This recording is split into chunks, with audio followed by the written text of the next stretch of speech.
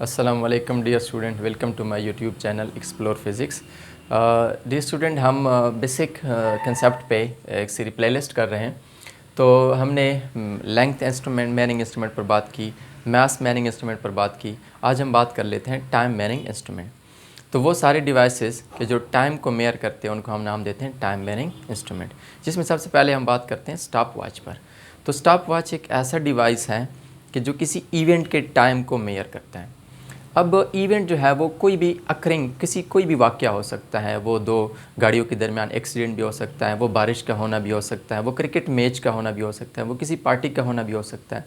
तो फ़र्ज़ करें आप जो है वो क्रिकेट मैच को देखने जा रहे हैं। तो क्रिकेट मैच जिस टाइम शुरू हो रहा है, आपने घड़ी को स्टॉप करके सेट करके 8 o'clock पे उसको सेट कर दिया। फिर उसके बाद मैच एक इवेंट, वो मैच चलता गया और आपकी घड़ी पे टाइम जो है वो आगे बढ़ता गया। और जब मैच ख़त्म हो गया तो आपने दोबारा घड़ी को स्टॉप किया और आपने देखा कि सपोज़ 3 घंटे 20 मिनट गुजर चुके हैं। तो ये क्रिकेट जो था ये एक इवेंट था और आपने एक घड़ी को यूज़ करके उसके टाइम को नोट कर लिया। तो उस घड़ी को हम नाम देते हैं स्टॉप वॉच।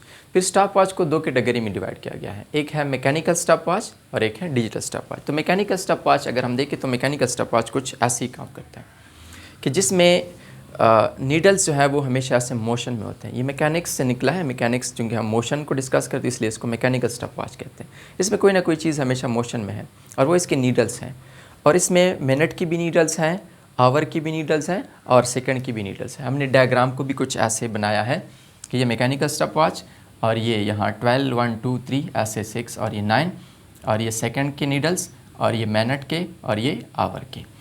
और ऐसे सेकंड का नीडल ऐसे 1 से 2 तक अगर जाता है तो ये 1 सेकंड का दौरानिया। फिर इस तरह से सेकंड बढ़ते जाते हैं तो मिनट के दौरानिए गुजरते हैं और फिर इस तरह से मिनट गुजरते गुजरते आवर गुजरते हैं। तो इस घड़ी के लीस्ट काउंट अक्सर स्टूडेंट से पूछा जाता है। तो लीस्ट काउंट इस घड़ी का है 0.1 सेकेंड। वो कैसे हैं? वो ऐसे हैं कि अगर ये सेकंड की नीडल 2 से 3 तक आ जाए यहाँ से यहाँ तक तो ये 1 सेकंड गुजर गया।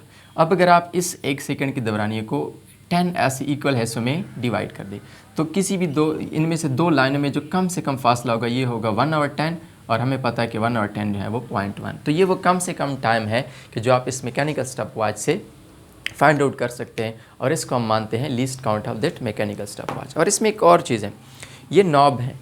ये देखिए ना, यहाँ पे भी हमने नॉब को ड्रा किया हुआ है। तो नॉब के ज़रिए आप क्या कर सकते हैं कि अगर आप इसको ऐसे बाहर की तरफ फोर्स करते हैं तो स्प्रिंग है यहाँ और सेल है, उसके बीच मतलब कि एनर्जी का कनेक्शन है, वो कनेक्शन ख़त्म हो जाता है। मतलब कि आपकी घड़ी को एनर्जी सेल से नहीं मिल रही है और इस तरह से घड़ी आपकी स्टॉप हो जाती है। और फिर जब आप दोबारा नॉब को प्रेस करते हैं तो फिर स्प्रिंग जो है वो सेल और इस स्क्रीन के साथ कांटेक्ट में आ जाता है। तो मतलब एनर्जी मिलती है आपकी घड़ी को, तो घड़ी फिर से चलने लगती है। तो नॉब क्या असल में कि घड़ी को आप स्टॉप भी कर सकते हैं जब आप चाहें और घड़ी को आप स्टार्ट भी कर सकते हैं जब आप चाहें। ये नॉब का काम है।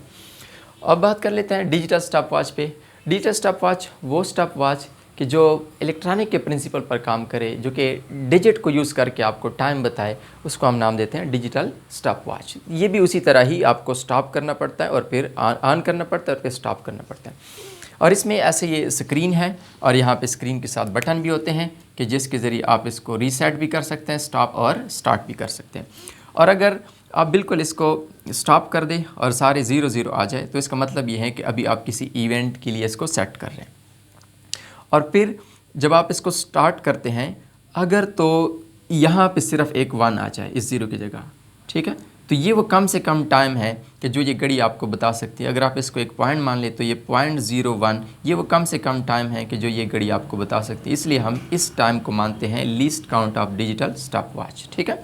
जैसे मैंने लिखा है कि ये कैसे आ गया, ये ऐसा आ गया कि अगर सिर्फ ये सारे 0 हैं, इस 0 की जगह एक 1 आ जाए तो ये 0.01 ये वो कम से कम टाइम है कि जो आप इस घड़ी से मेयर कर सकते हैं। इसलिए हम इसको नाम देते हैं डिजिटल स्टॉप वॉच का लीस्ट काउंट 0.01। और यहाँ से इन बटन के ज़रिए आप रीसेट कर सकते हैं, स्टॉप कर सकते हैं और स्टार्ट कर सकते हैं जब आप चाहें, जो आपकी ज़रूरत हो उसके मुताबिक आप इसको सेट कर सकते हैं। अब आगे बात कर लेते हैं मैरिंग सिलेंडर पे कि मैरिंग सिलेंडर क्या है। आप डिस्कस कर लेते हैं marrying cylinder. Marrying cylinder basically एक ऐसा डिवाइस है कि जिससे आप किसी भी ऑब्जेक्ट के वॉल्यूम को फाइंड आउट कर सकते हैं। मोस्टली हम इससे फ्लूइड या पाउडर के वॉल्यूम को मेयर कर सकते हैं। लेकिन मैंने सर्टन ऑब्जेक्ट क्यों लिखा है, device which is used for मेयरिंग volume of certain object, क्योंकि आप इससे लिक्विड के भी कर सकते हैं, पाउडर के भी कर सकते हैं, और साथ में किसी अननोन ऑब्जेक्ट के भी वॉल्यूम फाइंड आउट कर सकते हैं। इसलिए मैंने सर्टेन ऑब्जेक्ट लिखा है, ठीक है। डिपेंड करता है कि आप कौन सा वॉल्यूम फाइंड आउट करने जा रहे हैं। तो अगर हम एग्जांपल ले लें, ये कहाँ मिलता है, जब हम डॉक्टर हमें इंजेक्शन लगाता है, जो सिरिंज यूज़ करता है वो असल में एक मेयरिंग सिलेंडर है। हमारे घरों में जो हम जग यूज़ करते हैं जूस के लिए, शेक के लिए, वो सारे के सारे भी ये मेयरिंग सिलेंडर है। तो मेयरिंग सिलेंडर, अब अगर मैं एक एग्जांपल लूँ, ये बिल्कुल ऐसे एक ट्यूब है कि जिसका ये वाला एंड क्लोज है और ये वाला एंड ओपन है, और इससे हम किसी ऑब्जेक्ट के वॉल्यूम को मेयर कर सकते हैं।